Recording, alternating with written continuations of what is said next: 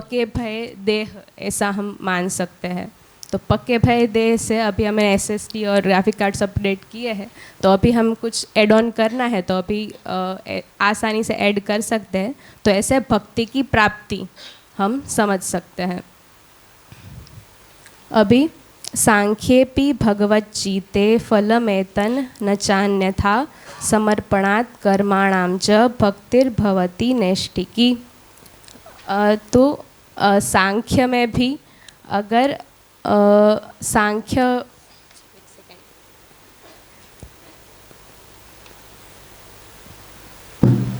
जो फल योग का है वही सांख्य का भी है। हाँ। कौन सा सांख्य? कि जो सांख्य में प्रभु में चित्त लगाना लक्ष्य है। हाँ, ईश्वर को समर्पण अपने कर्म को करता है तो उसका एक ही फल जो भगवत प्राप्ति है प्राप्त होगा, वो यहाँ कहते हैं नेष्ठि की भक्ति प्राप्त होगी। मतलब योग का, सांख्य का और कर्मार्पण, तीन की बातें आई हैं। तीनों का फल ये है। ठीक है, आगे किसका है क्रम? हाँ, कर।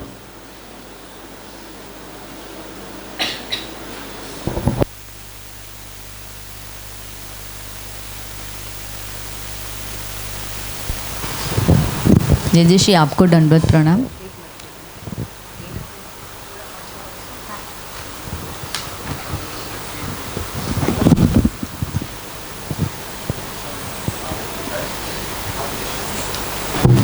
नहीं, એમનું વિઝિબિલિટી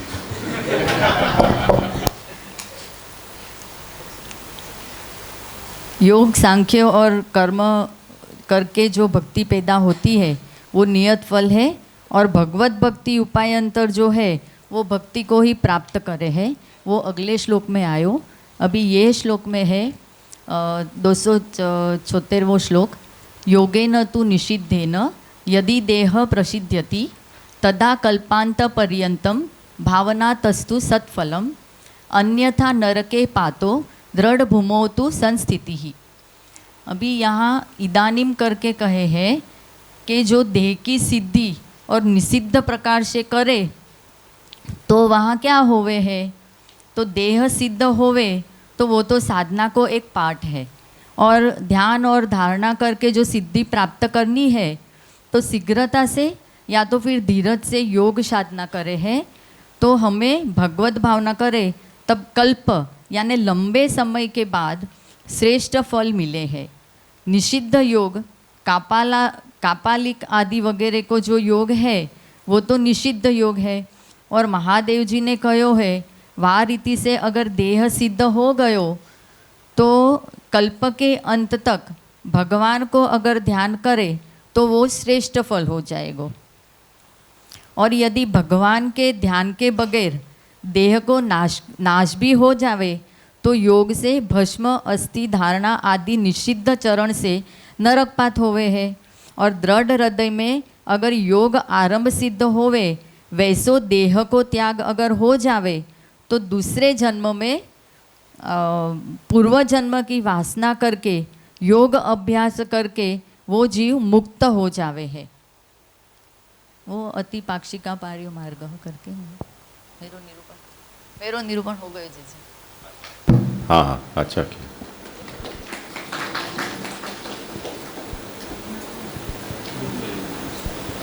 कौन है आगे?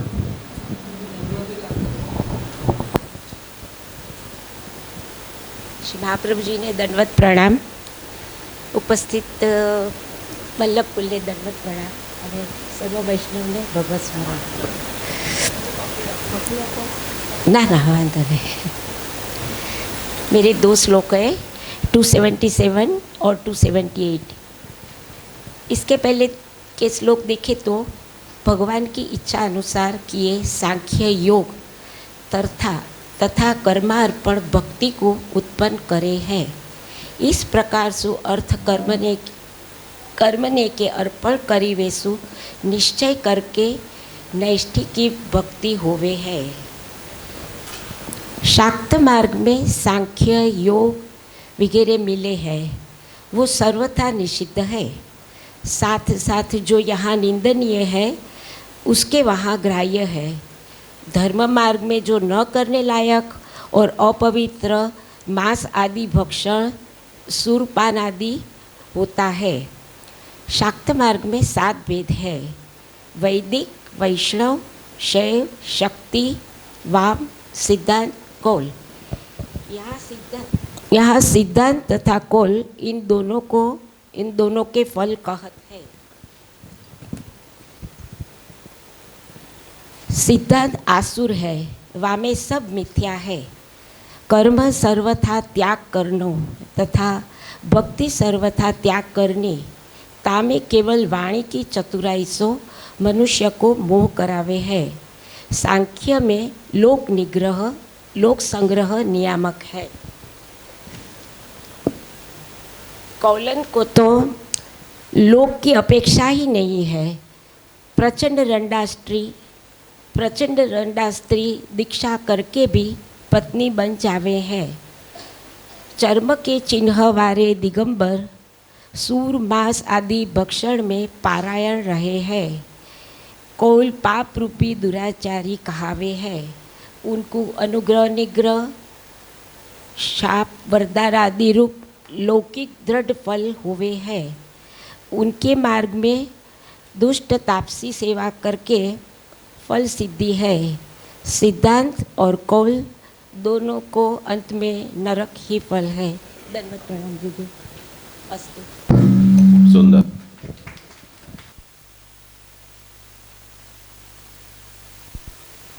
जी अभी मेरा क्रम है। तो यहाँ पे जो महाप्रभु जी यहाँ जो सर्व निर्णय ग्रंथ है उसमें सभी का निर्णय दे रहे हैं। तो उसमें ही आगे हमने वो जो प्रकीर्ण जो मार्गी जो रह गए अधिकारी जो जीव है, तो उसके रेफरेंस में यहाँ पे महाप्रभु जी अपना जो निर्णय है वो दे रहे हैं।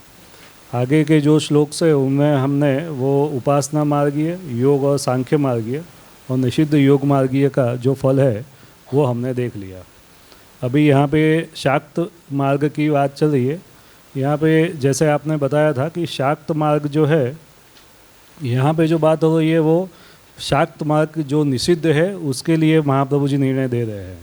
लेकिन शाक्त मार्ग जो वेद विहित है, और जैसे हमने चर्चा भी की थी कि प्रभु के जन्म समय उन्होंने जैसे योग माया को वरदान दिया था और कि सर्वत्र उनकी पूजा होगी, तो वो जो विहित मार्ग है तो वो तो शास्त्र से विहित है और शुद्ध मार्ग है, तो उसकी यहाँ पे बात नहीं हो रही है ये। लेकिन यहाँ पे शाक्त मार्ग की जो निषिद्ध है उसके लिए यहाँ पे महाप्रभु जी अपना निर्णय दे रहे हैं। अभी यहाँ पे निषिद्धता कहाँ से आ रही है, तो उसके लिए श्री महाप्रभु जी ये बता रहे हैं कि यहाँ पे जो साधन और जो फल है वो दोनों ही क्योंकि निषिद्ध रूप से आ रहे हैं, इसलिए ये जो मार्ग है वो भी निषिद्ध है। तो कैसे, तो जो साधन जो है वो धर्म मार्ग से विरुद्ध ही साधन यहाँ पे ये जो मार्गीय है वो कर रहे हैं, और जो फल भी है वो उनको नरक फल मिल रहा है। तो इसीलिए यहाँ पे ये जो शाक्त मार्ग है उसको महाप्रभु जी निषिद्ध कोटि में रख रहे हैं। यहाँ पे आगे के श्लोक में जो शाक्त मार्ग के जो प्रकार थे, 7 प्रकार थे, वो तो आगे के श्लोक में हमने कर लिए, और उसमें से जो सिद्धांत और कौल जो प्रकार है उनका वर्णन भी 277 और 278 में हो गया। उसके आगे अभी बाकी के जो भेद बचे हैं उसमें 5 भेद में से शाक्त और वाम उसका जो वर्णन है वो 280 श्लोक में आ रहा है। तो ये जो शाक्त और वाम है उसमें वाम जो है वो प्रकट है और जो शाक्त है वो प्रकट नहीं है। और उसमें भी ऐसा है कि जो वाम है वो क्योंकि वो जो ये जो शाक्त मार्गीय है उनमें जो वाम है वो लोक संग्रह और उसके लिए वो जो प्रकट है तो उसमें ज़्यादा है, और शाक्त में ऐसा उनको उसकी अपेक्षा नहीं है। ये कहाँ पे मिलते हैं, तो जैसे आपने बताया था वैसे ही हमने उस वक्त एग्जाम्पल भी लिया था कि जैसे जो शक्तिपीठ है, जैसे यहाँ पे हमने आपसे ने वो पावागढ़ की बात भी की थी, तो वहाँ पे ये जो मार्गीय है उनका वो देखने में आते हैं। उनकी साधना भी ऐसी ही होती है कि वो अकेले में जो है वो करते हैं। और जैसे कौल का भी आता है ऐसे ही वो जो उनकी साधना है वो सूरा मांस और पूरा उसका भक्षण और पूरा ऐसा ही है कि वो अधर्म से ही होती है, ऐसी ऐसी सब वो साधना भी करते हैं। तो ये जो है वो वाम और शाक्त की बात आई। और उसके आगे दूसरे जो प्रकार है शैव और वैष्णव, तो उसके बारे में ऐसा कहते हैं, यहाँ पे ऐसा वर्णन आ रहा है कि भाई आगे के जो अधिकार नहीं है और दूसरे जो अधिकारी है वो शैव और वैष्णव शाक्त मार्ग या प्रकार है, उसमें उनका प्रवेश होता है। उसमें जो अलगता है वो ऐसी है कि जो उसमें जो प्रेत 5 प्रेत शक्ति है वो ऐसा मानते हैं कि वो उनके पाद मूल में स्थित है। तो वो जो 5 प्रेत शक्ति है वो शिव, विष्णु, रुद्र, ईश्वर और ब्रह्मा, ऐसे वो 5 प्रेत वो गिनाते हैं जो उनके पाद मूल में स्थित है।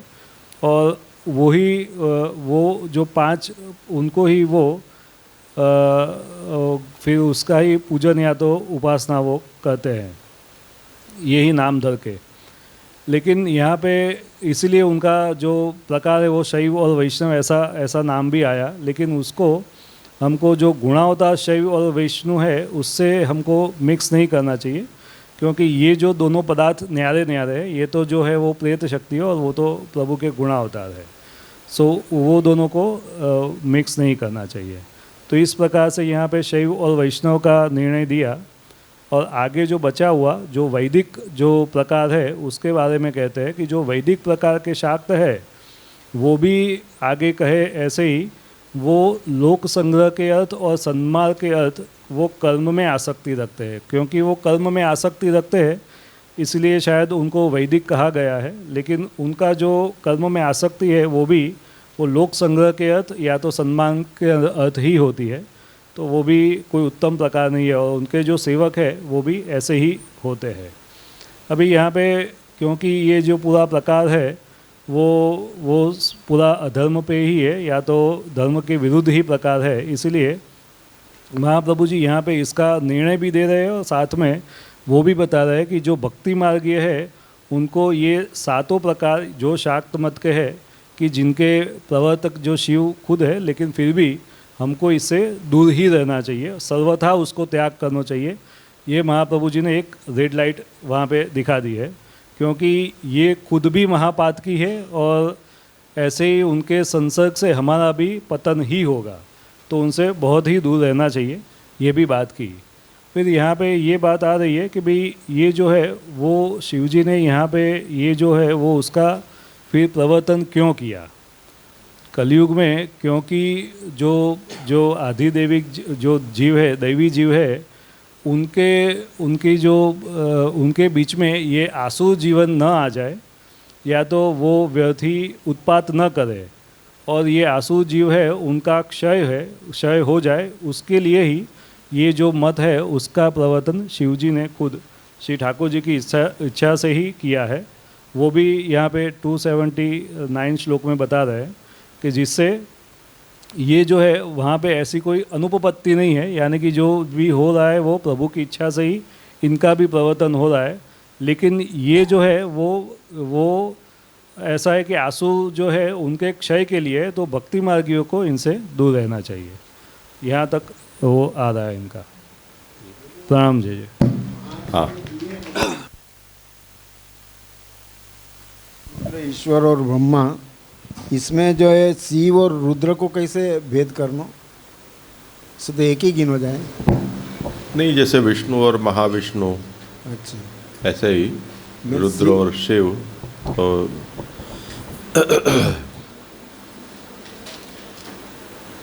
श्री कृष्ण के जो 3 गुणावतार हैं, ब्रह्मा विष्णु और शिव, वो शिव अलग हैं और जो रुद्र रूप से प्रकट हुए हैं मैथुनी सृष्टि के पूर्व, वो अलग हैं, वो 11 रुद्र होते हैं।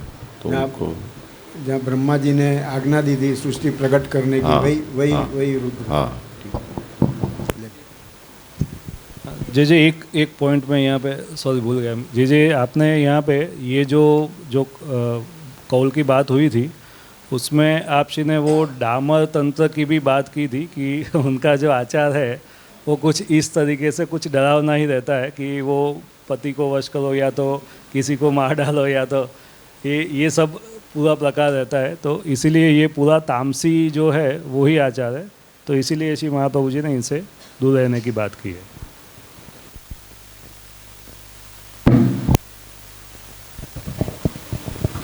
बसो 27 पाना बसो श्लोक ની સંખ્યા 279 हाँ दंडवत प्रणाम जी। आमा एम जे सांख्य वाले ये है उनके मत में लोक संग्रह नियामक है। तो कॉलन को मतलब क्या? कॉलन को तो लोक की अपेक्षा नहीं है। એટલે શાક્તનો એક પ્રકાર કૌલ શાક્ત એમનું નામ છે। कॉलन को કૌલ और एनी पाछळ ये भेद है प्रचंड रंडा स्त्री। प्रचंड रंडा स्त्री का मतलब क्या? नहीं, जितनी भी ये जो तामस है ना, तो चंड प्रचंड ये सब जैसे महादेव जी के और उनके गण हैं। कोई सेनापति है, कोई कुछ है, कोई कुछ है, वो चंड प्रचंड कहे जाते हैं। तो इनके अंदर वो सब देववत तुल्य माने जाते हैं। और जितना भी निषिद्ध आचार है लोकवेद में वो सब इनके यहाँ स्तुत्य माना जाता है। तो वो कोई भी विधवा स्त्री है तो उससे भी विवाह कर लेते हैं, उनको भी दीक्षा दे देते हैं,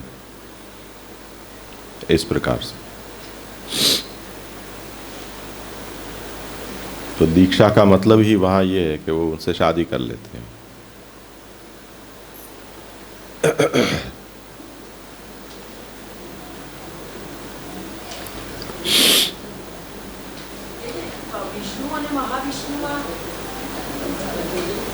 ये जैसे पुराण पुरुषो विष्णु पुरुषोत्तम उच्यते, तो महाविष्णु हो गया। गुणावतार है वो विष्णु हो गए। करो आगे, किसका क्रम है?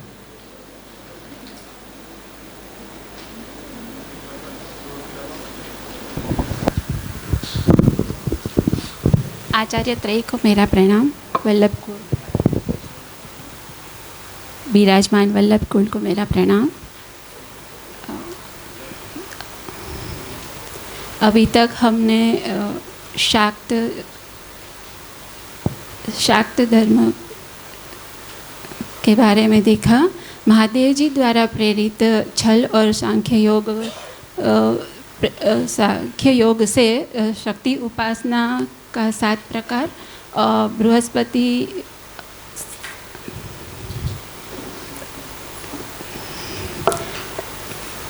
छल और सांख्य योग से प्रेरित उपासना के 7 प्रकार हमने शाक्त योग में के देखे। और जो भक्ति मार्गीय है उसे भगवत मार्ग की जिज्ञासा है जानने के लिए जो महाप्रभु जी के शरण आए हैं उनको महाप्रभु जी उपदेश देते हैं कि बृहस्पति द्वारा प्रेरित ने शुक्राचार्य। ये शायद बौद्ध वाला छूट गया ना, एक पंक्ति। नहीं, ये मैंने ऐसे लिया है कि अद्य तु हरि ही અત્યારે કલયુગમાં બૌદ્ધ અવતાર ધારણ કરીને ભગવાને સાક્ષાત વેદ નિંદિત મોહક શાસ્ત્રને પ્રચલિત કર્યા છે। તો મહાપ્રભુજી ઉપદેશ આપી રહ્યા છે કે આ જે બધા શાસ્ત્ર કે માર્ગ છે તે ત્યજવા ચાલશે ત્યજવા યોગ્ય છે કેમ કે તે વેદ વિરોધ છે, તામસ છે અને તેને ફલ પ્રકરણ છે, તેથી તેમાં ઉત્તમ ફલની પ્રાપ્તિ નથી થતી। તો સામાન્ય લોકોને પણ ત્યાજ્ય છે, જ્યારે વિશેષ કરીને જે ભગવદ માર્ગ અનુવર્તી છે એને તો ત્યાજવા યોગ્ય જ છે। તો અને પાષંડને પરિભાષા કરતાં આપ જણાવી રહ્યા છે કે જેમાં અણુ માત્ર પણ વેદ વિરોધ છે તે તો સર્વથા ત્યાજ્ય જ છે એમ। તો એના ઉદાહરણ આપતા આપણે બતાવ્યું હતું કે સદગુરુ અને દાદા ભગવાન છે જે આ રીતે લોકોને મોહિત કરે છે અને વેદ વિરોધ માર્ગ પ્રચાર કરે છે. અસ્તુ જે આટલું સમજાઈ રહ્યું છે. ये 4 प्रकार के जो बौद्ध हैं ये भी सब निषिद्ध कोटि में ही गिने जाएंगे और बौद्धों के साथ साथ चारवाक और अरहत यानी जैनों का भी महाप्रभु ने उन्हीं तरह त्याज्य कोटि में गिना है. इनके आरंभ में बृहस्पति ने इनका शास्त्रों का मिथ्या मतलब मोहक शास्त्रों का प्रचलन किया और उसके बाद भगवान ने स्वयं बुद्धावतार लेकर अपने संगोपन के लिए ये निरूपण किया. और जहाँ भी वेद मार्ग से अणुमात्र भी विरोध है वो पाषंड मत है, उनकी सबकी नरक में ही वास होता है. और जो इनके प्रवर्तक हैं उनका तो अंधतमस में उनकी गति होती है. ये हुआ है. ठीक है, आगे करो. जी जय जय. श्री आचार्य जी को दंडवत प्रणाम, जय जय को दंडवत प्रणाम तथा सर्वे वैष्णव को जय श्री कृष्ण. आगे तक हमने भिन्न प्रकार के पाषंड मत और उसके फल रूप नरक आदि जाने. उन सबका फल मूल रूप में तो दुख ही है. अब ऐसे प्रश्न हो कि इस सब का फल दुख तो है, पर वह दुख क्या है? सामान्य तो सुख और दुख हमें प्रत्यक्ष अनुभव होते हैं. जो हमारे अनुकूल हो वह सुख है और जो प्रतिकूल हो वह दुख है. परंतु स्थावर जंगम सब प्राणी यह जगत सच्चिद आनंद ब्रह्म रूप है, तो फिर दुख की उत्पत्ति भी सच्चिद आनंद से ही होनी चाहिए, क्योंकि उसके अलावा तो और कोई तत्व है ही नहीं. इसके लिए आप श्री समझाते हैं कि आनंद का तिरोभाव ही दुख है. और यह दुख कहाँ है? तो सर्वत्र ही है, क्योंकि सब स्थान में आनंद का थोड़ा तो तिरोभाव है ही. केवल पुरुषोत्तम श्री कृष्ण ही पूर्ण आनंद है. यमलोक या नरक में तो विशेष तिरोभाव है, इसलिए वहाँ पूर्ण दुख ही है. जब आनंद का सर्वथा आविर्भाव हो तब तो वह पूर्ण सुख है. अब कितने तिरोभाव से कितना दुख हो यह समझाने के लिए आप श्री दुख के 3 प्रकार बताते हैं. पहला सर्व जगत का दुख, दूसरा नरकात्मक दुख और तीसरा तमोरूप दुख. शुद्ध तम में तो दैत्यों का निवास होता है, इसलिए वहाँ तो आनंद गुण सर्वथा छिपा हुआ रहता है और वह विशेष दुख का स्थान है. जिस तरह यह दुख के 3 प्रकार बताए वैसे ही आगे अब सुख के प्रकार बताते हैं. जैसे तेज 2 प्रकार के होते हैं, एक तो स्वरूपात्मक दीप रूप तेज और दूसरा धर्मात्मक प्रकाश रूप तेज. वैसे ही सच्चिद आनंद भी स्वरूपात्मक और धर्मात्मक 2 प्रकार के होते हैं. उस दोनों प्रकार में भी आगे आदि भौतिक, आध्यात्मिक और आधिदेविक ऐसे 3 प्रकार है, अर्थात कुल 6 प्रकार हुए. अब कौन सा प्रकार क्या है यह बताते हैं कि पहला स्वरूपात्मक आधिदेविक अर्थात स्वयं सच्चिदानंद रूप भगवान पुरुषोत्तम है. दूसरा स्वरूपात्मक आध्यात्मिक, यह द्वितीय पुरुष अक्षर ब्रह्म है. स्वरूपात्मक आधिभौतिक सड़ ब्रह्म या विराट रूप है. चौथा धर्मात्मक आधिदेविक, गोलोक का परिवार जो गोलोक का परिकर जो गोलोक में नित्य लीला में स्थित होता है. पांचवा धर्मात्मक आध्यात्मिक, यह वैकुंठ आदि के परिकर है. छठा धर्मात्मक आधिभौतिक, यह 28 तत्व उनका सत औचित और आनंद है. स्वरूपात्मक आधिदेविक और आध्यात्मिक आनंद के इस अर्थात थोड़े तिरोभाव को दुख का अभाव कहेंगे, सुख का होना नहीं, और इसी को सब लोग मोक्ष कहते हैं. स्वरूपात्मक आनंद के सर्वथा आविर्भाव को सुख कहेंगे. वैसे ही धर्मात्मक तत्वनिष्ठ आधिभौतिक आनंद के थोड़े तिरोधान को लौकिक दुखाभाव कहेंगे और सर्वथा आविर्भाव को लौकिक सुख कहेंगे. इस आनंद के तिरोधान होने के क्रम को भी ऊपर जो मैंने बताए गए 6 क्रम है उसके अनुसार ही सच्चिद आनंद उसके अनुसार ही समझना चाहिए.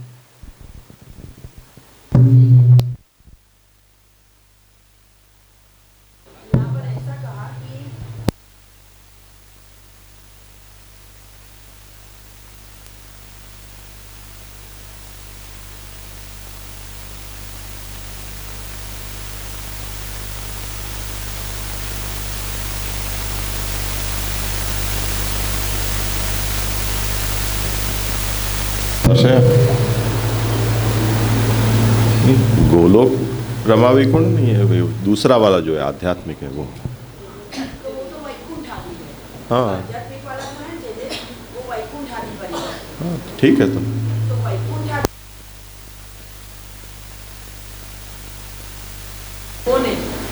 गोलोक जो है वो भगवान का धाम है। दोनों ही भगवान के धाम है, पर वो विष्णु लोक है ऐसा समझ लो, ये पुरुषोत्तम का लोक है ऐसा समझ लो। गोलोक जो है वो पुरुषोत्तम का लोक है और जो वैकुंठ है वो विष्णु का लोक है, जहाँ जय विजय खड़े रहते हैं वो। जहाँ जय विजय।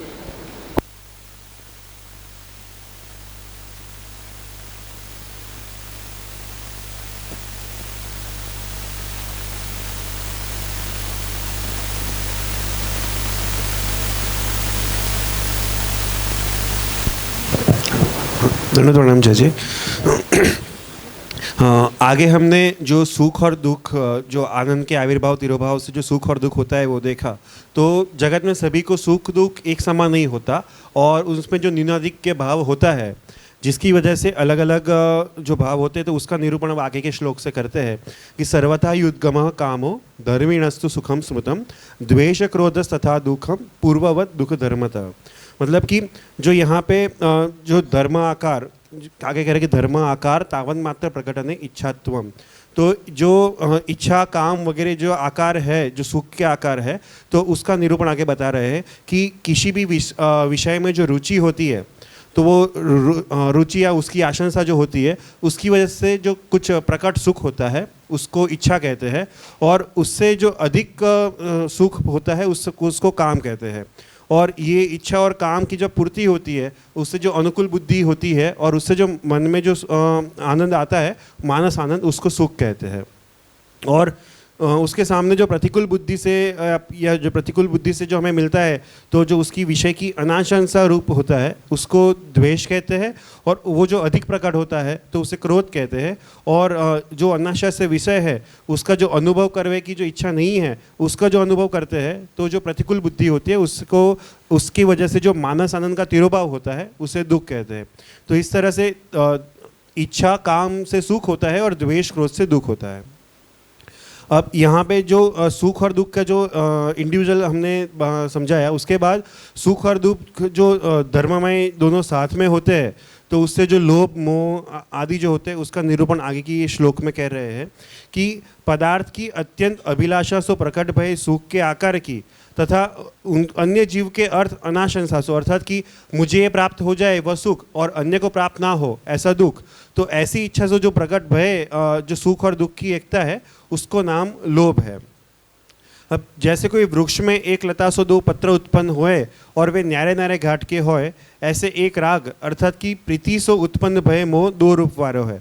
मतलब कि जहाँ पे धर्मयुक्त सुख को कसुक उद्भेद मोह पुत्र के वात्सल्य में हुए हैं, जैसे कि पुत्र का में जो वात्सल्य हमें होता है तो वहाँ पे सुख रूप होता है, और उसी जो पुत्र है वहाँ पे कभी उसका जो क्लेश रूप का भी होता है, उसके दुख होता है। तो इस तरह से जो पुत्र का मोह है वो सुख और दुख दोनों का उभय रूप होता है। तो यहाँ पे उसको महाप्रभु जी ने वर्णन किया है। उसके बाद जो मद मात्सर्य है वगैरह जो स्पष्ट है उसका आगे निरूपण कह रहे हैं कि चित्त की जो प्रसन्नता है वो हर्ष है, और हर्ष का जो उत्कर्ष है वो मद है, और जो अन्य का यह परोत्कर्ष है जो उसको सहन नहीं कर सकते वो मात्सर्य है। तो इस तरह जो ये दोनों है वो अनुकूल प्रतिकूल बुद्धि से जो वेद्य हमें होते हैं, और उसी में से हमें सुख दुख की अनुभूति हमें होती रहती है। और इसी तरह जो आगे राग है, राग जैसे कि सुख की जो पूर्वावस्था है, जो सूक्ष्म पूर्वावस्था वो राग, और उसी तरह से दुख की पूर्वावस्था वो भय है। और अन्य जो लज्जा उत्साह धृति अधृति री और यत्न वगैरह का भी निरूपण आवरण भंग में पुरुषोत्तम जी ने किया है। और इस तरह से जो आभास, जो धर्म करिवे सो सुख होए और अधर्म करिवे सो दुख होए, तो जो आभास मात्र अर्थात जो पूर्ण धर्म नहीं करवे से जो इच्छा काम आदि होए जिसका सुख रूप जो हम समझते हैं, और आभास मात्र अधर्म करिवे सो क्रोध द्वेषादि उत्पन्न हुए हैं। तो इस तरह से जो आभास मतलब धर्म अधर्म है उनके जो फल है जो सुख दुख से होते हैं, इच्छा काम फल मोह मोह मद मात्सर्य आदि, उसका निरूपण यहाँ पे श्री आचार्य जी ने किया है। सुंदर हुआ।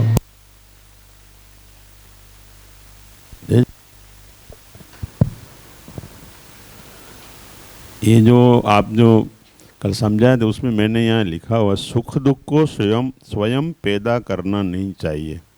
जैसे ऐसे समझ में आ रहा है आनंद का उद्भव होने से सुख हो रहा है, तो यहाँ जो आपने कल, मैं आगे पीछे रेफरेंस दूसरा मेरे को नहीं मिला, लिखा नहीं, लेकिन सुख दुख को स्वयं पैदा करना नहीं चाहिए, ये कैसे? मुझे ध्यान नहीं है ऐसा ये कुछ ऐसा बताए थे, वो आपने फिर बताया चित्रगुप्त तो उसका हिसाब करेगा। कोई किसी को स्मरण हो आगे पीछे क्या विषय था? मेरे शायद हाँ ऐसा किया नहीं जा सकता, ऐसा होता। हाँ हाँ, मूल मुद्दा तो ये है ना कि श्री महाप्रभु जी ये समझाना चाह रहे हैं कि जो कुछ भी है वो सब सच्चिदानंद मूलक है, तो सुख दुख की अनुभूति भी सच्चिदानंद मूलिका होनी चाहिए। हम जब कुछ भी करते हैं तो हमारे कर्म से सुख और दुख की अनुभूति हमारे अंतःकरण में होती है।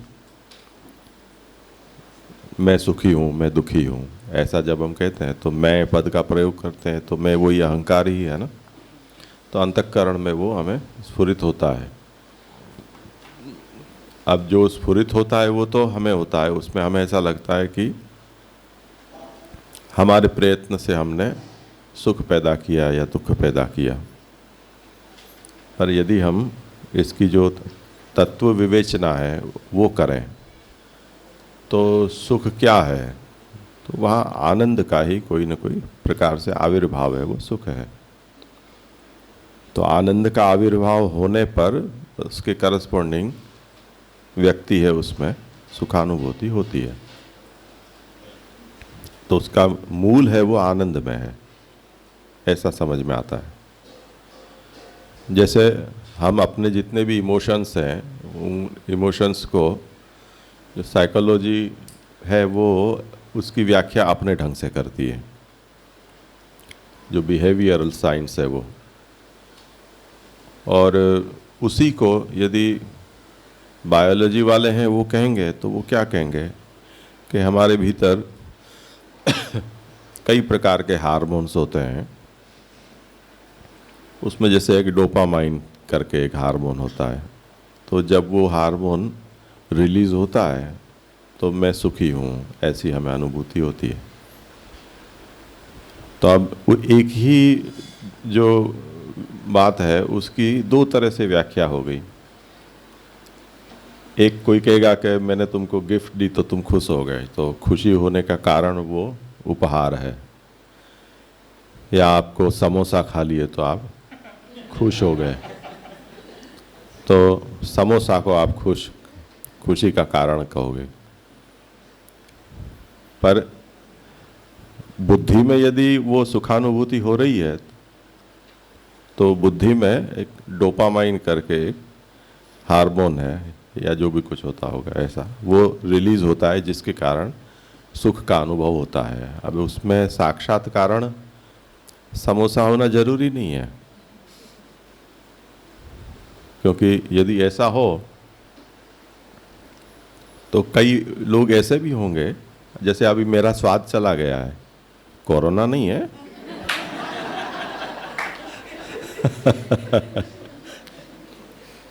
स्वाद चला गया। अब आप कितने ही अच्छे समोसा खवा दोगे तो मुझे वो घास जैसा ही लगेगा, तो डोपामाइन रिलीज नहीं होगा, कुछ स्वाद ही नहीं आ रहा है। तो डोपामाइन रिलीज नहीं होगा तो मुझे उसमें आनंद भी नहीं आएगा। तो अब सुख दुखानुभूति है वो डोपामाइन मूलिका है, समोसा मूलिका है, या आनंद के ईषद आविर्भाव आदि की प्रक्रिया से है। तो ब्रह्मवादी हम हैं और सब कुछ सच्चिदानंद मूलक है, इसलिए हम ये कहेंगे वहाँ आनंद का आविर्भाव होने पर सुख की अनुभूति होती है। ऐसे अब मैंने क्या कहा और क्या लिखा वो तो मुझे भी याद नहीं है, मैं जैसे गलत लिखा हूँ शायद। इसमें ऐसा समझना नहीं चाहिए कि आनंद स्वयं पैदा हम करें, आनंद प्रभु के आनंद से सुख हो रहा है। हाँ, ऐसा कुछ होगा। मैं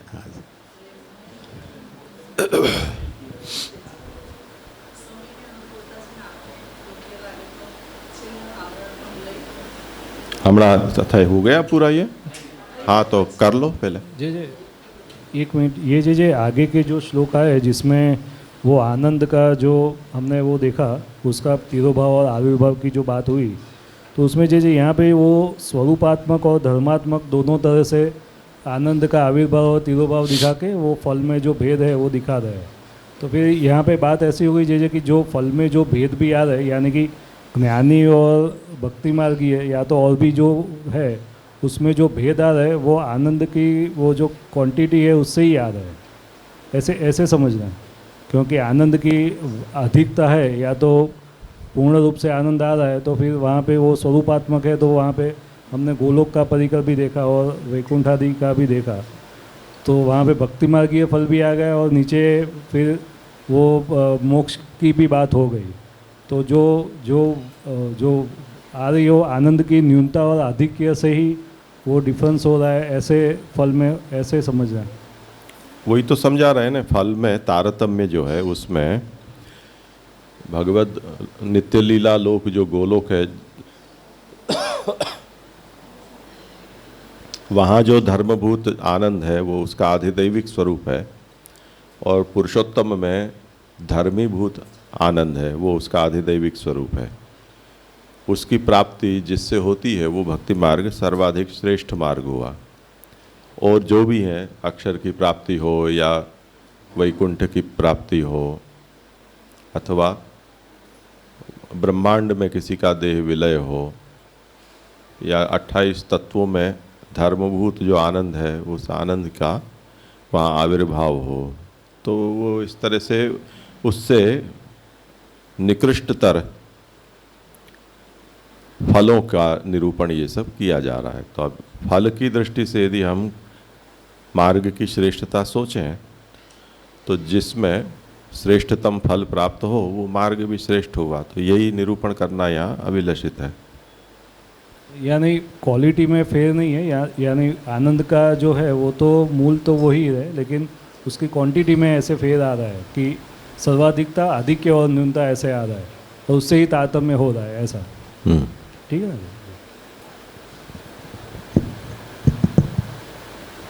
हाँ जय दंडवत प्रणाम।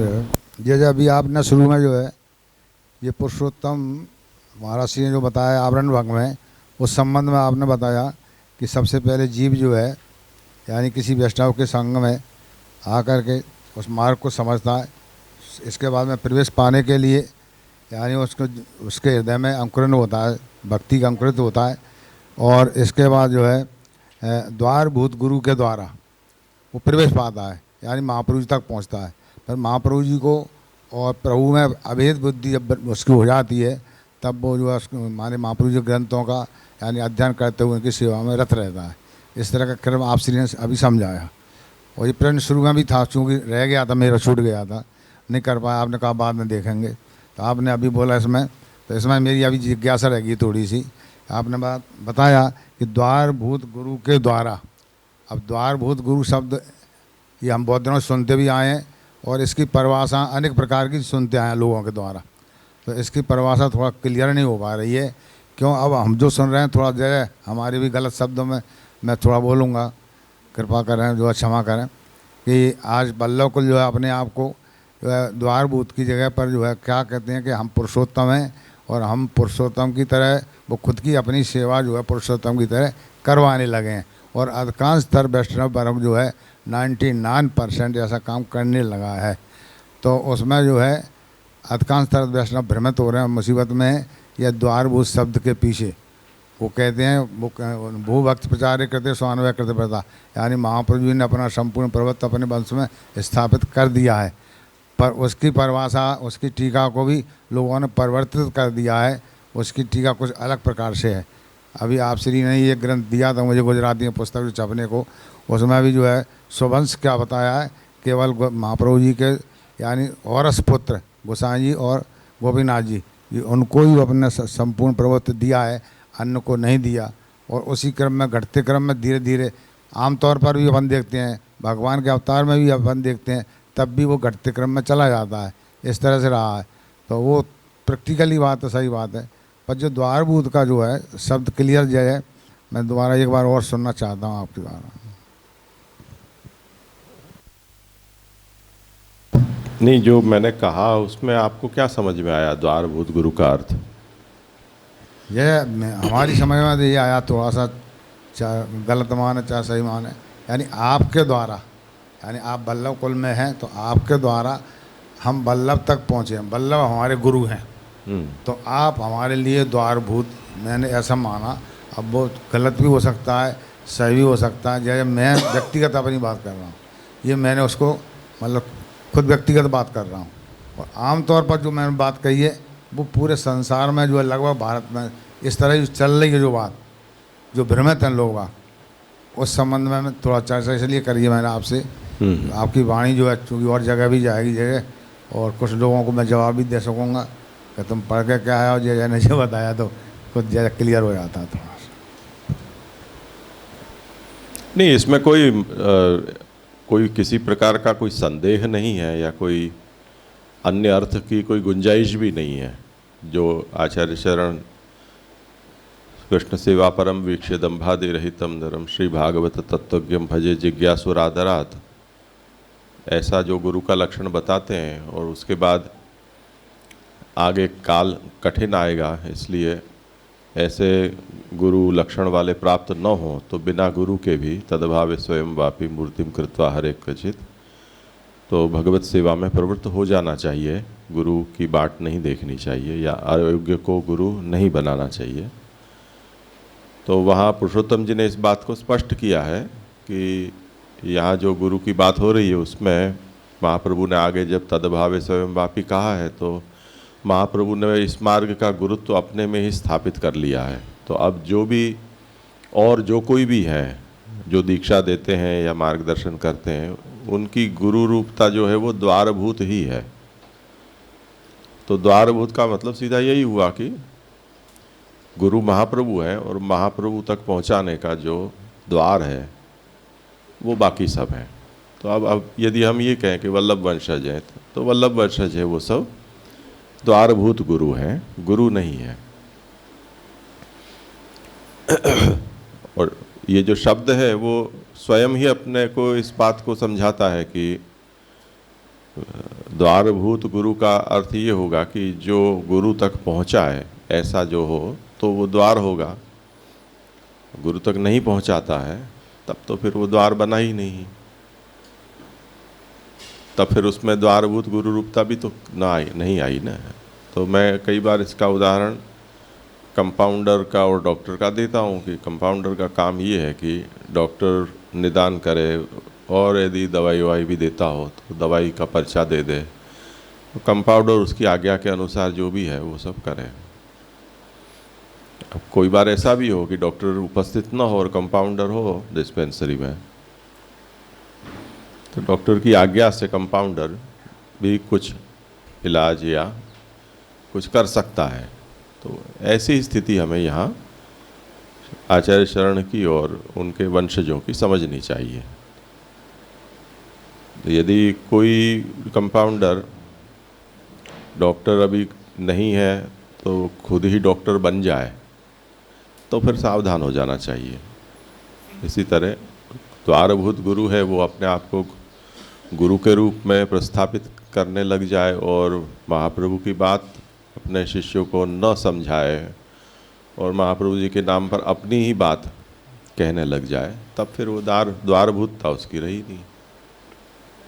आप लोग टीचर रहे हो, आप लोगों को टेक्स्ट बुक दी जाती है, वो टेक्स्ट बुक आपको पढ़ानी है, क्योंकि जो भी प्रश्न पत्र आएंगे वो उस टेक्स्ट बुक के आधार पर बनेंगे, उसी के अनुसार उत्तर देने और परिणाम भी उसी के ऊपर से निकलेगा। तो बच्चों को आप पढ़ाओ तब टेक्स्ट बुक का न पढ़ा कर और अपना कुछ ज्ञान उनको देते रहो, तो हो सकता है कि वो ज्ञान अच्छा भी हो, बहुत हो, पर परीक्षा में फेल हो जाएगा बच्चा, क्योंकि आपका काम आपके अंदर जो ज्ञान है वो देना ऐसा नहीं है। आपको जो पाठ्य पुस्तकें निर्धारित की गई हैं सरकार के द्वारा, उसमें जो लिखा है वही आपको पढ़ाना है, जो भी हो। तो इसी तरह आप लोगों की भी द्वारभूत गुरु रूपता ही होती है। गुरु तो जो है वो जैसे पुस्तक संपादक मंडल होता है जो मिलकर विद्वान लोग पाठ्य पुस्तकों को लिखते हैं, निर्धारित करते हैं, पीछे आप लोगों को दे देते हैं कि आप इसमें लिखा है उसके हिसाब से पढ़ाओ। तो आप उसमें से कुछ भी ह्रस्व दीर्घ को ज़्यादा कम नहीं कर सकते, जो उसमें लिखा है वही आपको पढ़ाना। यही बात है, यहाँ भी है। यही एक प्रश्न और है मेरा, करीबन 2 या 3 साल पहले की बात है। मेरा प्रश्न था आपसे कि जो है जितने जो देवता हैं यानी भगवान के विभूति रूप में हैं तो उनके धाम भी हैं, तो जो उनकी भक्ति करता है तदाश्र तदित्य होकर के वो उनके धाम को प्राप्त होता है, पहुंच जाता है। महाप्रलय के समय पर उनके साथ में भी उनकी जो है उनको वो जो है भगवान में लय हो जाता है। फिर मेरा उसमें प्रश्न था कि जैसे उनसे कुछ छोटी कैटेगरी के कुछ देवता हैं या लिखित में हैं या कुछ लोगों ने मान लिए हैं, जैसे अभी आया था अपने प्रसंग में शुरू में देवी हैं, गणपति हैं, आदि आदि शब्द आया, तो इनके कोई धाम तो अपन ने शास्त्रों में देखे नहीं है, न पढ़े हैं, सुनने में नहीं आए हैं। फिर भी इसमें लिख दिया है कि उनका सायुज्य प्राप्त होता है, अन्य चीज़ें नहीं लिखी, सायुज्य प्राप्त होता है, धाम नहीं लिखा है। तो ये थोड़ा उस समय का प्रश्न है, आपने कहा इसका उत्तर आगे आएगा, आपने ये भी कह दिया था मुझसे, वो अभी आया है, मुझे ध्यान आ गया कि अब जैसे सुन करना जी कि उनका सायुज्य प्राप्त होता है, धाम शब्द फिर भी नहीं आया। तो ये थोड़ा सा कन्फ्यूज रहा कि क्या इनका नहीं, वो सायुज्य आदि, तो सायुज्य से चतुर्विध मुक्ति को यहाँ समझ लेना है, सालोक्य, सारिष्टि, सामीप्य, सारूप्य आदि। बिना धाम का तो कोई देव हो नहीं सकता है, बेचारे को इतना बड़ा काम तो भगवान सौंपते हैं तो कुछ तो स्थान उसके होते ही है ना। तो भले ही कोई भी देव हो उसका हमको पता न हो, और धाम तो होता ही है। तो ये जो पुराण और उपपुराणों को हम देखेंगे तो वहाँ उन सब का वर्णन तो है ही। तो सायुज्य आदि से चतुर्विध मुक्ति समझ लेनी चाहिए। आगे कौन है? जे ले लो। जी एक क्वेश्चन ऐसा था कि ये अभी जो हमारी जो बात आई ये आनंद की, तो उसमें नॉर्मली जो स्वरूप जो है कि जो प्राकृत जो हमारे उपकरण है, जो इंद्रिय आदि है, उससे जो अप्राकृत पदार्थ है उसका साक्षात्कार या तो वो होता नहीं है ग्रहण। जैसे जो चीज़ हमारा जो आत्मा है वो हम साक्षात्कार नहीं होता है, ऐसे प्रभु के जो स्वरूप है उसको भी साक्षात्कार नहीं, क्योंकि वो अप्राकृत है तो नहीं होता है। यहाँ पे जो आनंद की जो बात है तो हमने ऐसा देखा कि भाई जो आनंद है उसके वो तिरोभाव होने से वो दुख और सुख की बात आ रही है, तो उसका अधिक होगा तो वो सुख होगा। तो यहाँ पे ये जो आनंद को जो ऐसी जो प्रक्रिया वो उसको कैसे समझना, वो ग्रहित हो रहा है या आभास रूप में है या उसका इफेक्ट आ रहा है, ये क्योंकि इंद्रिया तो उसको ग्रहण कर नहीं सकती, तो फिर उसको कैसे इसको समझना, वो थोड़ा कन्फ्यूज़न था। नहीं करती है ना, क्यों नहीं करती है? हमें अनुकूल प्रतिकूलता का बोध होता ही है ना जी। तो वो उसकी प्रत्यक्ष अनुभूति है। नहीं, जो सुख या तो जो आनंद या तो जो जैसे हम लौकिक में बोलते कि मज़ा आ गई, तो ये जो बातें है वो क्या आनंद का ही स्वरूप समझना चाहिए या उसको लौकिक या उसके आभास के रूप में समझना, वो कैसे? वो तो यहाँ कहा नहीं कि जो धर्मभूत आनंद और धर्मीभूत आनंद दो हुए, उसमें जो धर्मभूत आनंद का तिरोधान सभी जड़ पदार्थों में है, तो वो धर्मभूत आनंद जिस समय प्रकट होता है तो सर्वत्र सुख का अनुभव होता है। तो आनंद जो है वो सीधा वो आनंद का हमें अनुभव नहीं होता है, पर सुखाकार वो हमें अनुभूत होता है अनुकूलतया जी। यानी लेकिन वो जो सुखाकार रूप में जो हमको अनुभूत होता है वो आनंद नहीं है, आनंद का कोई धर्म या तो उसको ऐसे वहाँ जो पदार्थ है वहाँ पर उसका आविर्भाव हुआ है, पर हमें वो अनुभव होगा सुख के रूप में, उसके इफेक्ट के रूप में, उसका स्वरूपतः अनुभव नहीं होगा लेकिन उसके इफेक्ट के रूप में ऐसे। जैसे अभी हमने ये देखा ना कि डोपामाइन होता है तो उससे हमें सुख होता है, पर उसकी इंद्रियों के स्तर पर तो हमें समोसा का जो स्वाद है सुखद सौंधा सौंधा वही हमें अनुभव में आएगा ना। तो सुखाकारिता का जो अनुभव होगा वो सुस्वादु के रूप में होगा, वो डोपामाइन के रूप में नहीं होगा जी। ऐसा।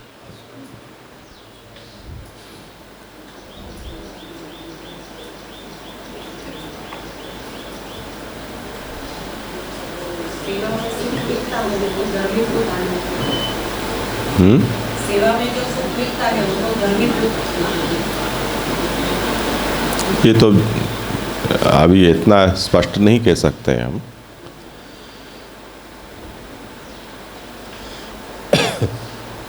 सेवा यदि आदिदैवी की है तो हम ऐसा कह सकते हैं। यदि आध्यात्मिक या आदिभौतिकी है, तो आज हमने प्रणालिका में जितना लिखा है, जितना करने का था वो सब हमने कर ही दिया। तो एक काम हमारा सोचा था ऐसे समाप्त कर पाए हम, तो उसका भी तो एक सेटिस्फेक्शन होता है ना। तो उसको हम ये थोड़ी कहेंगे कि वो धर्मीभूत आनंद का वहाँ आविर्भाव है, ऐसा।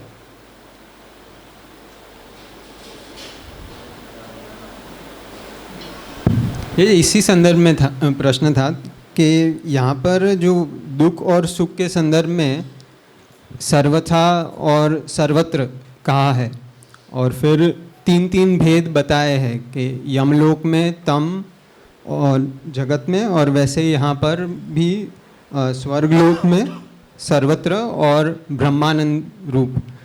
तो स्पष्टीकरण करना था, तो इन 6 में से जो 5 है ब्रह्मानंद के अलावा, वहाँ पर वो धर्म रूप से आएंगे, और ब्रह्मानंद है वही एक स्वरूपात्मक या धर्मीभूत आनंद होगा।